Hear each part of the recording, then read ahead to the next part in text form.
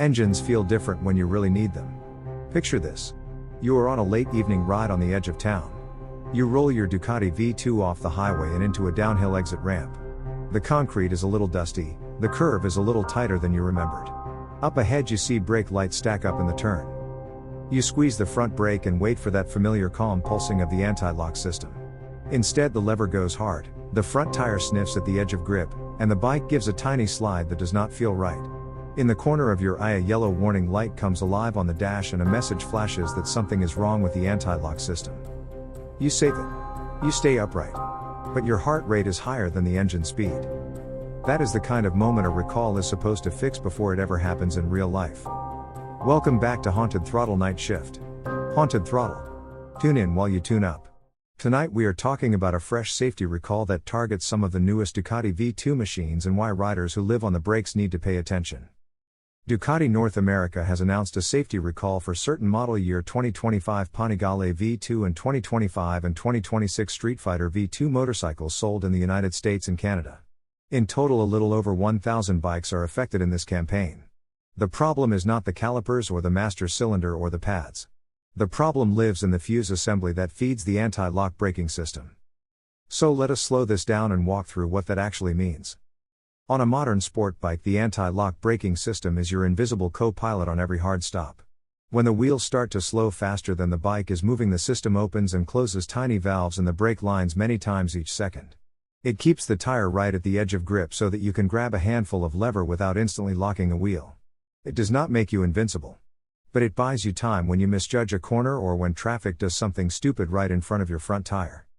All of that magic depends on a small pump and an electronic control unit bolted into the braking circuit. That pump needs clean electrical power. In this recall, Ducati explains that a supplier error during assembly may have put the wrong fuses in the wrong spots or simply swapped the positions of the fuse holders. The result is that the pump circuit can end up protected by a fuse that is too small. Under heavy braking, when the anti-lock system is working hard, the undersized fuse can blow. When that happens, the pump stops and the computer will shut the system down. At that point, the next time you grab a big handful of brake, the bike behaves like it has no anti-lock protection at all. According to the recall documents, if that fuse goes, the rider will see an anti-lock error message on the display and the warning light will stay on. The system will not quietly fix itself. The bike will still have brakes. You can still slow down. But the wheels can now lock under hard braking and the odds of a slide or a crash go up. That is the official version. Out on the street, the unofficial version looks more like this. You are riding a brand new Ducati Streetfighter V2 that just rolled out of the dealership a few weeks ago. You have a couple of Saturday rides on it and you are finally starting to trust the bike. You come up on a truck that decides to stop short to make a last-second turn. You stand the bike up, get it straight, and squeeze the lever. You expect the smooth buzz of anti-lock under your fingers. Instead, you get a harsh chirp from the front tire and a strange floaty feeling from the back. If the fuse went earlier that week and you ignored the light on the dash, this is where the bill comes due. This recall is Ducati trying to keep that moment from happening. On paper, this is recall number 3595 in the National Highway Traffic Safety Administration system. Ducati describes it as an inspection and correction of the anti-lock fuse assembly on certain Panigale V2 and Streetfighter V2 bikes. The affected machines were built during a specific window when the fuse assembly issue was present at the supplier. That is why not every Ducati V2 is included.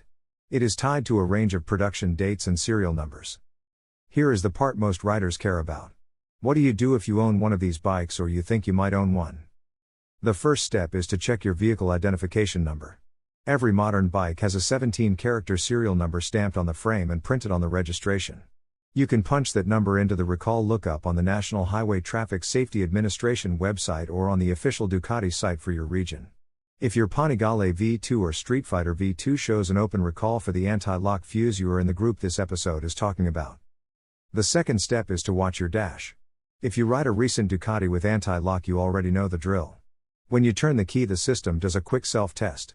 Lights come on and then go out as the bike rolls away.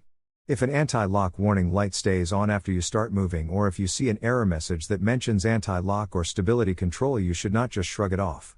That is the bike telling you that the safety net might not be there when you grab a handful of brake. The fix itself is simple on paper, but it matters. Dealers will inspect the fuse assembly, confirm the correct values and positions, and replace any incorrect components.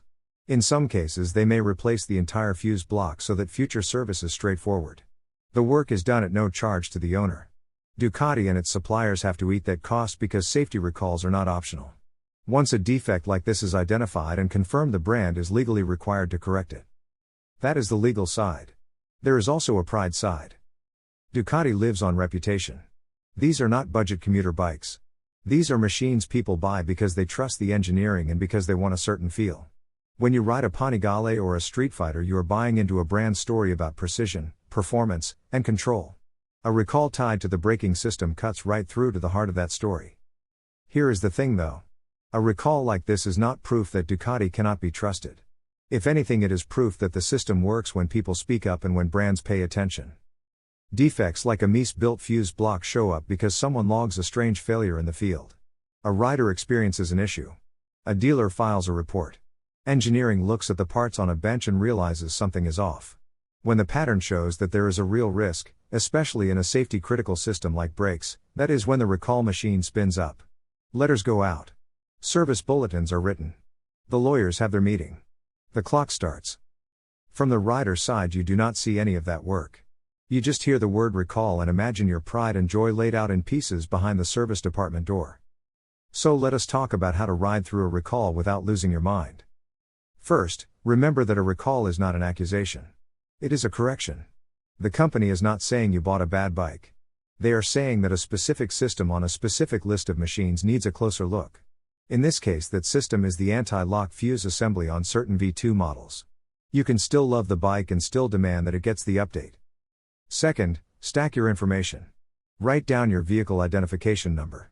Call your dealer and ask them to run it against the recall list. Confirm whether your bike is included. If it is, ask what parts are needed and whether they are in stock. Parts shortages can stretch out the wait on any recall. The sooner you get in line, the sooner you get the fix. Third, make a plan for how you will ride until the work is done.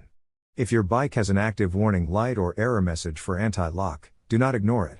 You may decide to park the bike until the repair is complete. If you keep riding, you need to ride as if you do not have anti-lock at all. That means more following distance, smoother inputs, and a lot more respect for gravel and wet paint in your braking zones. You might be thinking this sounds like a lot of drama over a little fuse. But remember what that fuse stands between. On one side you have a compact pump and a smart computer that are there to keep your contact patch alive when you panic stop. On the other side you have raw hydraulic pressure that will happily lock a tire in a heartbeat if the surface is not perfect. That little strip of metal inside the plastic fuse housing decides whether the pump has enough current to do its job. Size it wrong or place it wrong and you turn a safety feature into a quiet failure point. If you have been around bikes long enough, you have seen this pattern before. One small part, often electrical, becomes the hero or the villain of a model year. A batch of bad regulator units. A connector that corrodes faster than it should. A harness that just barely rubs on the frame until one day it does not work anymore. Modern motorcycles are more capable than ever, but they also depend on small details staying exactly right. The upside to that complexity is that information moves faster now. Riders talk. Forums light up. Social feeds fill with photos of warning lights and service tickets. When a pattern emerges, you see it long before the official letters land in mailboxes. That gives you a head start. So if you ride a Ducati Panigale V2 or a Streetfighter V2 built in the recent production years, consider this your night shift heads up. Take 5 minutes to check your vehicle identification number against the recall lookup. Watch your dash on startup. Pay attention to any warning lights that do not clear. And do not be shy about telling your dealer that you know there is a campaign for the anti-lock fuse assembly and you want your bike checked. Here in the Night Shift Garage we like to talk about ghosts and legends in motorcycle history. Charismatic machines that change the game. Famous races. Classic street legends. But sometimes the most important stories are the quiet ones. The bulletin that fixes a small flaw. The service visit that keeps a bike rubber side down on a cold exit ramp years from now. Somewhere out there a rider will squeeze a front brake in a bad situation. They will feel the controlled chatter of anti-lock working the lever. They will not crash. They will never know that months earlier a tech pulled their fuse block, swapped out a tiny part, and checked a box on a recall form. They will never know how close they might have come to a different ending. That is fine. That is how safety is supposed to work. If you have a V2 in the garage tonight, give it a look. Check the serial. Listen to what the warning lights are telling you. Then get the recall done and get back out on the road with a little more peace of mind. This has been Haunted Throttle Night Shift. Haunted Throttle. Tune in while you tune up.